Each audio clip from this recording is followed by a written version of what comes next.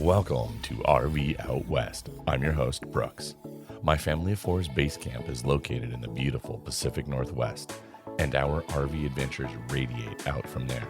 Please grab a mug of coffee and join us as we discuss RVing around the American West. From sweet camping spots, gear and equipment, to tips and tricks, we've got you covered. We are RV Out West. One of the gems of the Washington coast is Cape Disappointment State Park. Located in the southwest corner of Washington State, nestled between the mouth of the Columbia River and the Pacific Ocean, this campground is an easy 2-hour drive from Portland, Oregon, or a 3-hour drive from Seattle. According to PhotographThePacificNorthwest.com, the history of Cape Disappointment is that it is named for Captain John Muir's first thwarted voyage to find the Columbia. Cape Disappointment is steeped in Northwest history. The Cape was named on July 6, 1788, by British fur trader John Muir, who was sailing south from Nootka Island, Canada, in search of trade. He mistook the mouth of the Columbia River to be a bay, which the ship could not enter due to the shallow shoal. Just missing the discovery of the river, he named them Cape Disappointment and Deception Bay. This is the place to explore U.S. military and maritime legacies and to experience the story of Lewis and Clark and the effect of their Corps of Discovery expedition on Native American tribes. Two of the park's most notable features are the two lighthouses, Cape Disappointment Lighthouse and North Head Lighthouse. When the Cape Disappointment Lighthouse was first lit on October 15, 1856, it became the 8th active light on the West Coast. Cape Disappointment State Park is a 2,023-acre camping park on the Long Beach Peninsula, fronted by the Pacific Ocean and looking into the mouth of the Columbia River. The park offers yurts, cabins, and unique historic vacation homes to meet travelers' diverse lodging needs. This state park is one of the most highly sought-after places to camp in the state, so you will want to plan ahead and make your reservations at least 6 to 9 months in advance, depending on when you want to go and how busy that time will be. Cape Disappointment has 137 standard campsites, 50 full hookup sites, 18 partial hookup sites with water and electricity, and 5 primitive hiker-biker campsites that are first come, first serve. It has 1 dump station, 8 restrooms, 2 of which are ADA, and 14 showers, 4 that are ADA.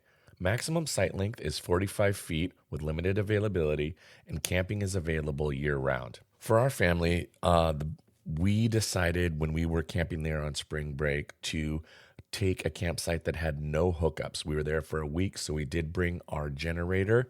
We filled up on water because they do have potable water there. One of the benefits of the no hookup sites is that you will be located closer to the beach, and some sites have views from the campsite of the ocean, so you're going to want to choose wisely. This campground, for the most part, is flat, and it's great for easy biking and fun to go explore different campground loops in the evening, say hi to other fellow campers. There also is a store with a fresh scoop of ice cream that's typically opened in the summer, and so you can bike. It's a bit of a bike, but you can easily bike from the campground to the store to go get a scoop of ice cream. One downfall is that there are no bike lanes on the main road. Now, granted, the speed limit on that road is, I think, 15 miles an hour, but it is tight. There is no shoulder, so you'll just want to be, aware as you're biking that way. The dump station and potable water in the state park are clean. It's easy, great access. Midweek, I did need to quickly hook up our trailer and go dump our tanks and refill back up with potable water, and it really wasn't that big of a camp chore. So that's something to keep in mind if you decide not to do a full hookup site. One of the amazing things about this campground too is there's a ton of driftwood, and so there's a lot of like driftwood forts, there's trees and all these cool rocks that the kids were climbing. The kids had a blast exploring the campground. There's just so much kind of fun things to go and see and explore even within the campground. I will say that there is zero cell service in the state park and in the campground, which can be perfect if you're looking to unplug on your next trip or your next vacation. But if you are a remote worker and finding cell coverage is important because you were planning to work from the campsite, you will not be able to work from this campground. But I will talk about what solutions look like there here a little later on in this episode. The ocean here is no joke. It is beautiful and violent all at the same time, with often super strong currents and sneaker waves. So enjoy the beauty, but I wouldn't swim. Plus, it's just super cold all the time, so there's that. But we had a wonderful time. The kids were making sandcastles on the beach. We went and watched the sunset one evening and made some images, and the kids were playing. My daughter is in cheer, so she was doing a bunch of cartwheels and gymnastic moves on this nice sandy beach, a stone's throw from our campsite. So we had really great access to the beach from our campsite. There is a lot of things to do in this area. There are some great family-friendly hikes in the state park to go see the lighthouses. There's beachcombing. Kite flying is really, really big in this area. And it's just a beautiful area also for those photographers who like to make images. The town of Long Beach is only about a 10-minute drive north from the state park. And then you'll have the city of Astoria, Oregon, about 30 miles to the south. If you are interested in knowing what are some fun things to see and do in Astoria, Oregon, please go listen to the Pit Stop in episode number 7. One of the big destinations, and it was a must on our list to do, was Scoopers. Scoopers is the place to go get ice cream. But even during spring break, we did wait almost an hour to get our scoops. I can only imagine what the lines are like on a hot summer day. So just plan accordingly. Take a drive to the northern tip of the Long Beach Peninsula and check out the quaint hamlet of Oysterville. It seems unmarred by time. Ledbetter State Park on the northern tip of the peninsula is another great park to explore and easy for an easy day trip. I would say from Cape Disappointment State Park to Ledbetter State Park is a half-hour drive, give or take. So there's a whole other park you can go and explore. So if you just you'll need a Discovery Pass, which is $10 a day or $30 annually. Kites are big in this area. There's lots and lots of wind. So check out the Kite Flying Museum in Long Beach. Bring a kite or buy a kite at any of the local kite shops. The Washington State International Kite Festival is also the third week in August in Long Beach. I have never been. I have heard amazing things about this festival, and it is on my list of things to go and see and do. I just haven't gotten around to making that happen yet. But we did go to the beach and fly our kites. Speaking of the beaches, something unique that you can do in Washington State, which I've never seen anywhere else on any coasts, is that you're able to drive on our beaches. So if the sun's out and it's a beautiful day, I would highly recommend that you pack a picnic and drive up and down the beach to find a spot to make yours for a picnic. It'd be a great spot then to go ahead and fly that new kite. But again, don't get too close to the water, as our tidal changes are big and people do get stuck more often than you'd think on the beach. And an extraction for your vehicle is not cheap. So just be aware and be smart if you decide to drive on the beach. Another great thing you can do on the beach is clamming. So depending on the season and the time of year, you could be able to go out and participate in a razor clam dig and find some fresh clams to bring back to your campsite for dinner. But just be sure to check the Washington State Department Fish and Game for the season and the regulations, and you will make sure you want to have a license. Adrift Distillers, a craft distillery in Long Beach, Washington that specializes in using the finest ingredients the state has to offer. This was a great spot. I didn't even know it existed. I just drove by and veered into the parking lot. They made some amazing local spirits they had a bourbon barrel aged, or it was a gin, aged in a bourbon barrel. And they had vodka, they had unaged whiskey, aka moonshine. They had a really nice whiskey as well. And then they had a bunch of great aperitifs. So if you're looking to find a little something you maybe want to nip or sip on around a campfire, check out Adrift Distillers and pick yourself up a great little bottle of something. Now, I had talked about for the remote workers, and as I had previously mentioned, there is 0 cell reception in the campground. The town of Ilwaco is just outside of the park, and there is a great family-owned coffee shop there called The Ebb. This was my oasis the week that we were there. I just went out of camp, and basically they let me post up for about 8 hours a day that they were open, and they didn't mind, and they were super friendly. First couple of days, I hadn't learned of the Ebb yet, so I did go to the local library and sit there for a couple hours. I also took my Verizon hotspot, my jetpack, and worked from my truck parked on the beach, so I'm in my truck looking out of the Pacific Ocean, working from my truck. Two other little fun things to note, little treasures that I found in the town of El Waco. There is a record store. So if you're looking for records, find the record store. If you fly fish, there's a great fly shop there as well that I would recommend you check out, and they can give you help getting you pointed in the direction to go do some saltwater fly fishing. On this trip, I revisited journaling, which is something that I've done off and on with no consistency, basically my entire adult life. I'd like to share one of my journal entries with you. Many tout the benefits of Cape Disappointment State Park beyond its beauty is the fact that it's a dead zone. No cell coverage. Zip. Nada. It's a force to unplug, decompress, enjoy family, and turn inward without the exterior view of our social media society. It is liberating when your phone becomes literally useless. I haven't even reached for it to see what time it is. I don't care. This is a frozen collection of moments in time that generate those memories that will last a lifetime. I feel inspired right now. Perhaps the pitter-patter of the raindrops on the roof of the camper, or the distant thunder of the turbulent Pacific Ocean as the barometric pressure drops with the predicted storm that is arriving this evening. I took a walk on the beach with the children earlier today. I brought my camera and watched them play. I made images of the ocean, the beach, and of them.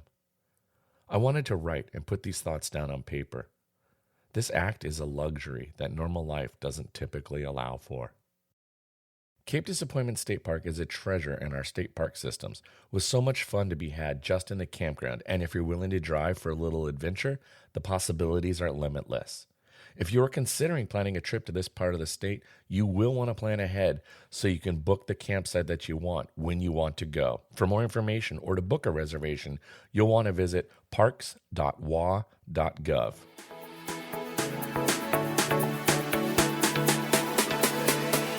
It's time for our pit stop. And in today's pit stop, we are going to be talking about generators. My good friend Tim joins me today as we sit around a picnic table at a campground and we have a quick little chat about generators. You may remember Tim and his wife Rahana from a few episodes ago when they shared with us about their cross-country trip from Seattle area to Florida. So thanks, Tim, for joining me. I really appreciate it. Happy to be here, Brooks. But Tim, tell me a little bit about, why you decided to go with a generator and then how you sized it appropriate for your trailer. Well, I knew that I wanted to boondock camp, and we knew that our family used electronics at nighttime before going to bed and might need to use a microwave or something like that, so we thought we needed to have more power than just a 190-watt solar panel. So I did a lot of research, and I found out my big problem is running the AC. So if we wanted to camp off the grid with AC, air conditioning, that we were going to need a lot of power because whenever the AC starts up, it requires a lot of energy. So I had to find out how much wattage and amperage my AC used, and then I had to determine what kind of generator I could get away with. You should know your AC unit is, I think, 3,000 BTU. Mine is 15,000 No, I think BTU. it's 13. I think mine's 13. Yeah, that's what I said, You said 3. You just said 3. It's 13, and mine is 15. Mm-hmm. So mine requires more starting power, but it doesn't really require much to run. Right. So if I looked up to confirm what it's called. It's called a soft start. Yep. It's a capacitor basically, and it stores energy, and then whenever you need it, it takes from that. So you probably could get by with like a 2,000 watt generator because that would do the start. But the problem is whenever you're running the AC and then you go to put on something else. Yeah, like the microwave, or your wife wants to use a hair dryer or a curling iron or something. It's going to use I want to fire out the coffee pot. It's going to require, you're right. Right.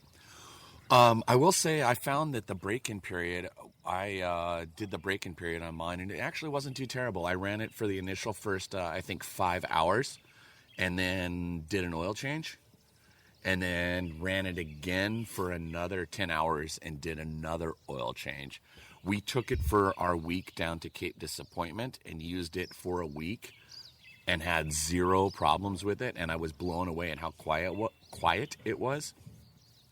Especially it got really stormy and windy down there, so it was nice to be able to have the power because we did kind of tuck in at night and watch a movie when it got really, really bad.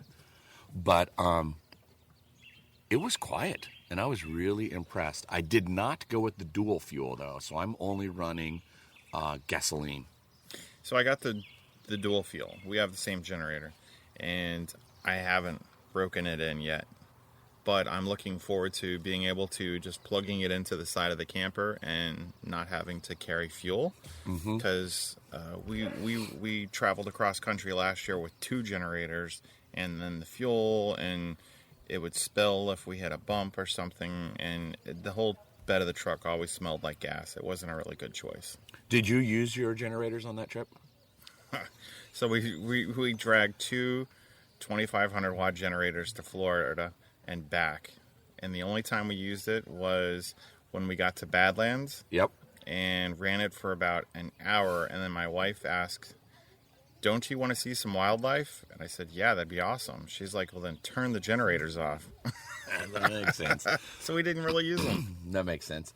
What advice would you have for somebody who maybe is in the market looking to add a generator setup to their RV or a camper? So if I were really trying to save on space and also cost, I might invest in a soft start for the AC and get a smaller generator, knowing that I'm hardly ever going to need this on a cross-country trip. But living here in Washington, if we go out to the peninsula, there's going to be several places that we could boondock, and we're going to be the only ones there, and I wouldn't really have a problem running my generator. Yeah, okay. I would agree. I would say all in all, I also was worried about the heft.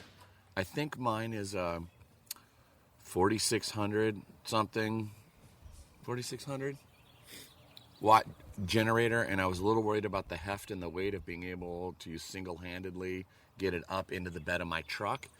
And I want to say it's about 100 pounds, 95 pounds I think it is, and I was able to kind of properly deadlift it and then almost kind of do like a clean and jerk to kind of pop the hips to get that last little bit up and over the tailgate, and I've been okay thus far. So I was in the same boat as you. I had that exact same generator, and it was good. But when I switched it and got the dual fuel instead, it was about 10 pounds heavier, and it's almost to that point where I almost can't do that by myself. Okay. So if I'm out with the wife and I hurt my back, it's going to be a hard time for us to get the generator back into the truck. So I'm considering leaving the generator in the bed of the truck. Yeah, I've seen people doing that where they just leave it in the bed of the truck and run it off the bed of the truck. And on our cross-country drive when we're doing the boondocking, that is my plan to at least try and do that. I'd pull it out of the bed of the truck on longer boondocking trips. But if I'm just doing a quick overnight, I'll leave it in the bed of the truck probably. I think I'm going to get some sort of like those Python master locks so I can chain it around to the loop I got in the bed. I did that, and I used a bike lock, a big long cable bike lock, and just locked it up inside of my bed of my truck. Well, Tim, anything else you think we need to add to the topic of generators? No, I just do your research, make sure that you try and figure out what you're going to use at one time. Yeah, and then just kind of plan accordingly. That's right, and then figure out your wattage, and don't really get anything more powerful than that. Cool. Well, there you have it, folks. Tim, thank you so much for joining me today for the Pit Stop. I really appreciate it. Yeah, happy to be here. In our next episode in 2 weeks, I'm going to address what it means to be a weekend warrior, how you can plan your trips for success, and to make your weekend trips more fun with less work, less packing. If you're looking for more ways to use your RV and think weekend trips are just daunting and full of work, you're going to want to give this episode a listen. In the meantime, please be sure to share with your friends and family about this podcast and head over to Apple, Spotify, or Amazon Podcasts and leave this show a rating and a review. If you've not yet subscribed to the show, please do so. That way you'll never miss an episode. If you have an idea for a topic you'd like me to discuss, please contact me at rv.out.west@gmail.com. Now, get out there, explore, and go see what's beyond the horizon. Thanks so much for listening to RV Out West. Join us again in 2 weeks with our next episode. Please like and subscribe to our podcast on iTunes or wherever you choose to get your podcasts so you never miss an episode. And I sure would appreciate if you left a rating or a review of the show. Special thanks to Scott Holmes Music for providing the intro song, We Are One. RV Out West can be found on Instagram and Facebook, where you can interact with us and follow along on our RV adventures around the Pacific Northwest. So get out there, explore, and go see what's beyond the horizon.